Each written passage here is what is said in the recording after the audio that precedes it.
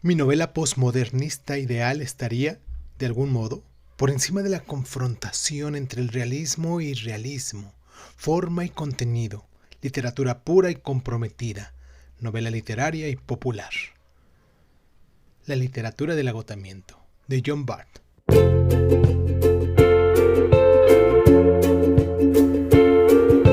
Hola, bienvenidos a Crónica Lonares Dizon. Yo soy Irving Sun. Escúchanos en tu plataforma favorita.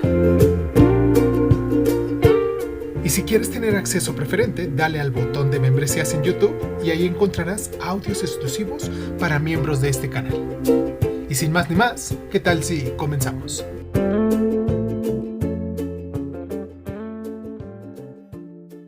Cierra los ojos, cierra los ojos, cierra los ojos. John Barth, nacido en Cambridge, en Maryland, en 1930 y muerto en Florida el año pasado, en el 2024, fue uno de los nombres claves del posmodernismo estadounidense. Su obra, que hasta la fecha se compuso de 12 novelas, 2 libros de relatos y 2 libros de ensayos. Él fue, como les decimos, nacido en Cambridge, en el estado de Maryland, y la mayor parte de su vida y obra se fueron desarrollando en ese entorno de la costa este, de manera que algún crítico ha calificado su escritura como regionalista. Cierto, entonces, es que el mar y la navegación cobran pronto un gran protagonismo en su obra, en la que podemos encontrar varios temas recurrentes como la metaficción, la sexualidad, la navegación y la reescritura de mitos, cuestiones que, desde el principio de su carrera, habían preocupado al escritor. Nacido el 27 de mayo de 1930 en una familia de origen alemán de clase media, Jack y su hermana gemela, llamada Jill, se educaron en el sistema semirural, semisureño de lo que era su ciudad natal. Y bueno, tras completar la educación secundaria, Jill se inclinó por los estudios de comercio, mientras que Jack, siguiendo su vocación musical, se desplazó a Nueva York para estudiar en la prestigiosa Academia Juilliard de Música, donde estudiarían músicos como Miles Davis. Sin embargo, a pesar de la afición de Barth por el jazz y la batería, su vocación musical no era tan fuerte como para continuar en esta dirección y decidió seguir el camino de las letras aceptando una beca para asistir a la Universidad de Johns Hopkins, donde se graduó en el año de 1951 con una licenciatura en escritura creativa. En esta universidad completó también sus estudios de máster, que finalizó en 1952 con la escritura de una novela, aún sin publicar en ese momento, llamada La túnica de Neso, en la que ya muestra signos de su interés por la mitología. Por aquella época y a pesar de su juventud, Barth ya se había casado con Harriet Annie Stickland en el año de 1950, con quien tendría 3 hijos, Christine y John, nacidos en 1951 y 52 respectivamente, y Daniel, que nació en 1954. Mientras Barth daba clases como profesor de composición inglesa de la Universidad Estatal de Pensilvania, donde trabajaría desde 1953 hasta 1965, año en el que la familia se mudó a Buffalo. Fue en este espacio de tiempo en el que publicó su primera novela, La ópera flotante, en 1956. También El final del camino, en 1958, y El plantador de tabaco, en 1960, que pronto le confirmaron como uno de los escritores más jóvenes y más interesantes del panorama literario norteamericano. Barth y su esposa se separaron en el año de 1969 y un año después contrajo matrimonio con Shirley Rosenberg, una antigua estudiante, cuyo romance nos relata en La profesora, o bueno, su título Profesora, un ensayo incluido en su libro Más Viernes. Ahora bien, su primera novela, La ópera flotante, es, según el propio autor, una comedia nihilista en la cual el protagonista, Todd Andrews, relata en primera persona, desde 1954, los acontecimientos que se desarrollaron a partir del día en el que tomó la decisión de suicidarse en 1937. Al final de esta novela, influida por el existencialismo francés de Albert Camus o Sartre, no gustó tampoco a los editores, que obligaron a Barr a cambiarlo si quería publicarla, y Barr, que había sido rechazado por otras 6 editoriales, tuvo que aceptar. Sin embargo, en 1967, consolidada ya su carrera, pudo publicarla con el final que él había escrito. La novela fue nominada para el Premio Nacional de Literatura, premio que obtendría, sin embargo, con su obra llamada Quimera en 1973. Su segunda novela, El fin del camino, se debe en relación con la anterior, pues continúa en la misma línea, y si la primera se consideró, según el propio autor, como comedia nihilista, esta sería una tragedia o una catástrofe nihilista, cuyo título original, que de nuevo tuvo que cambiar por exigencias editoriales, era ¿Qué hacer hasta que llegue el médico? Los narradores de estas dos primeras novelas, o sea, Todd Andrews y Jacob Horner, se ven envueltos en unos triángulos amorosos y sufren una, ¿cómo decirlo?, alineación radical que les hace extraños ante sí mismos y ante los demás. Entonces, tras estas dos obras, aún en una línea realista, John Barth comienza a experimentar con el posmodernismo narrativo en sus siguientes novelas: El plantador de tabaco y Giles, el chico cabra, en 1966. El plantador de tabaco es un ejercicio de virtuosismo literario en el que John Barth crea una sátira de la historia colonial estadounidense, haciendo una crítica feroz al mito fundacional, desde John Smith y Pocahontas a las plantaciones de tabaco y la piratería. En esta novela, el protagonista, Ebenezer Cook, basado en un referente real, es un poeta quijotesco embarcado en la tarea imposible de escribir un poema épico sobre el estado de Maryland, la conocida Marylandia.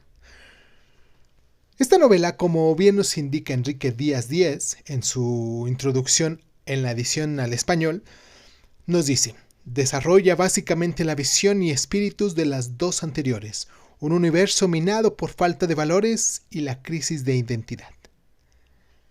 En esta ocasión, sin embargo, Barth va más allá para escribir sobre mitos tan americanos como el de la inocencia y el de la reconciliación, a partir de los cuales crea su propia novela, a través de la relación de Ebenezer con su tutor, Burlingame, mitad indio, mitad europeo. Veremos cómo John Barth desmitifica la identidad del hombre norteamericano y sus valores. El camino satírico iniciado por esta novela también continúa con la siguiente, Giles, el chico cabra, para trasladarse a los campus universitarios, haciendo uso también de la parodia literaria en referencia a obras básicas en la literatura occidental, como lo son la Biblia o Edipo Rey. Y dado que la crítica consideró que la novela anterior, El plantador de tabaco, estaba basada en la obra de Joseph Campbell, El héroe de las mil caras, Barr, que desconocía este texto, decidió en esta ocasión seguirlo y diseñó una novela para que Giles, el héroe de esta novela, siguiera paso a paso en el círculo que, según Campbell, debe completar todo héroe para cumplir su destino. Giles, el chico cabra, nos narra la historia de George Giles y de su proceso de aprendizaje, desde la infancia caprina hasta la universidad, donde descubrirá que su verdadero padre es un ordenador, llamado Westcott. Podemos considerar Giles como la primera obra en la que Barth lleva al lenguaje en un primer plano, advirtiéndonos a nosotros los lectores del artificio de la creación literaria. En ese sentido, es posible ver en ella el principio de la metaficción que más adelante dominaría la obra de Barth y que ha hecho que se le considere un escritor posmodernista. John Barth nunca ha renegado de esta etiqueta. De hecho, en sus propias palabras nos dice: nunca me he resistido al término posmodernista. De hecho, si no lo he abrazado, al menos lo he aceptado y he tratado de comprender cómo se aplica a lo que he hecho y hago en mi práctica diaria. Nunca he escrito nada porque fuera posmodernista. He escrito lo que he escrito porque me parecía que era lo que debía ser. Mientras que a otros, a mí también, más o menos, les ha parecido que lo que debían hacer era clasificar el producto como posmodernista. No es sencillo definir el posmodernismo como género literario. Brenda K. Marshall lo ha definido como un momento de decisiva importancia en la cultura estadounidense, sobre todo entre las décadas de 1960 y 1980, en el que se une la tradición norteamericana con la experimentación que desarrolló la latinoamericana y la Europa occidental. Escritores como Donald Baltimore, Robert Cooper, John Haidt, William Glass o Grace Paley cuestionan en su obra la noción de la literatura como mimesis de la realidad y optan por experimentar con el lenguaje literario para exponer el artificio que supone la escritura. En ese sentido, emplean la parodia, la sátira, la ironía o el pastiche como técnicas narrativas que propician el extrañamiento de el lector en el texto, exigiendo de nosotros, los lectores también, una mayor colaboración y participación activa en el desarrollo de esta lectura. De hecho, son frecuentes las instrucciones del autor en el texto, así como las llamadas de atención a los lectores. Emplean estos autores en gran medida la metaficción, de manera que autores como Vogel, Stendhal, nos señalan esta doble escritura, experimentación narrativa y las teorías de cómo escribir, como características de la ficción posmodernista. La publicación en 1967 del artículo La literatura del agotamiento en la revista The Atlantic Monthly significó, de hecho, su inclusión en el terreno crítico, pues además de hacer posmodernismo, teorizaba sobre ello. Este artículo fue muy mal interpretado por la crítica en general, que vio en él un ataque a la narrativa modernista, y es cierto que este artículo proclamaba la necesidad de crear un tipo de literatura que superara a la modernidad de Joyce, Faulkner o Eliot, pero eso no quería decir que esta no fuera válida, sino que era inútil seguir imitándola en la segunda mitad del siglo y que había que buscar otros patrones. Como nos explica en otro artículo que se puede considerar como continuación de este, la literatura de la regeneración, la literatura posmodernista vendría a cubrir este hueco y uno de sus mayores representantes sería, como muchos ya conocemos, Jorge Luis Borges.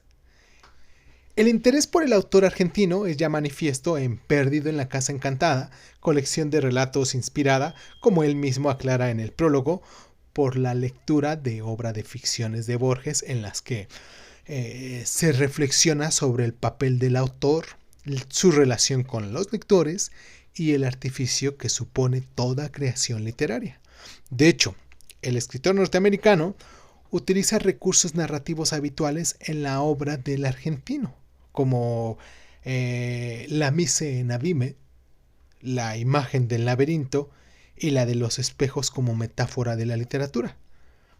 También incluye John Barth en este volumen cuentos como Eco o Menelaida, que anticipan el interés por la reescritura de mitos que desarrollará en la obra siguiente llamada Quimera. Está hecha, si no me equivoco, en 1972. Una colección de 3 novelas breves que tratan sobre los mitos de Sherezada, Perseo y Beleforonte. John Barr reescribe los mitos griegos y el de la narradora oriental desde un punto de vista diferente al habitual, y en el caso de Sherezada, por ejemplo, desde el de su hermana Dunyadase, proporcionándole a nosotros los lectores una visión contemporánea de todos estos mitos. De las obras publicadas con posterioridad, quizás sean Letras está hecha en 1979, la que ha merecido mayor atención por parte de la crítica especializada.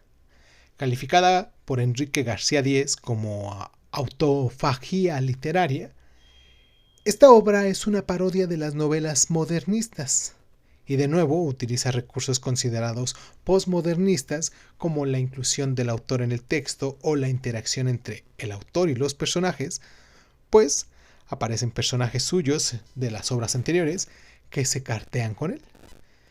De sus obras publicadas a partir de ahí podemos afirmar que la respuesta en la crítica ha sido desigual, pues el autor tiende a repetir sus temas favoritos constantemente. Así, Sabático, hecha en 1982, Los cuentos de la marea, una novela también hecha en 1987, formarían un, tándem sobre la relación entre la navegación y el relato. El último viaje de alguien, el marino, hecha esta en 1991, retomaría personajes de las Mil y una noches como Sinbad el marino o la propia Sherezada para volver a embarcarlos en la narración de una historia, como hace también en Que siga la historia, está hecha en 1996. Los últimos libros publicados por Bark son Ya llega, Coming Soon, el libro de las 10 de la noche y una noche, 11 historias.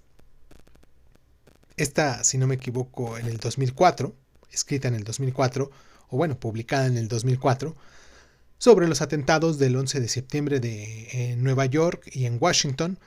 También está En el cruce de los tres caminos, en el 2005, El desarrollo, en el 2008, Cada tercer pensamiento, una novela en 5 temporadas, está hecha en el 2011.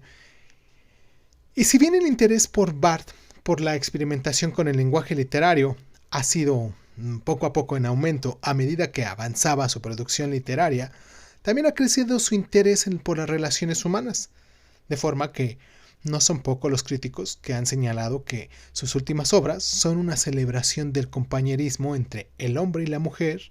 Los críticos también la han señalado como la existencia de dos fases en la obra de Barth. La primera, desde la ópera flotante hasta lo que fue Quimera, en la que los protagonistas se debaten por la necesidad de encontrar sentido en las cosas y la imposibilidad de encontrarlo. Y una segunda, derivada de esta primera, más metafictiva, en la que, convencidos de que es imposible encontrar sentido al mundo, la narración se convierte en el centro de la narración. Es posible que la obra de cada escritor se deba entender como un todo. Según dijo Ronald Bartels en su libro De la obra al texto, pero en el caso de Barth esto es más que nunca porque todos sus libros están conectados, de manera que parece que desde su primera novela estuviera escribiendo siempre un mismo volumen alrededor de cuestiones como la mitología, las relaciones entre pareja, la sexualidad, la narración literaria o la duplicidad.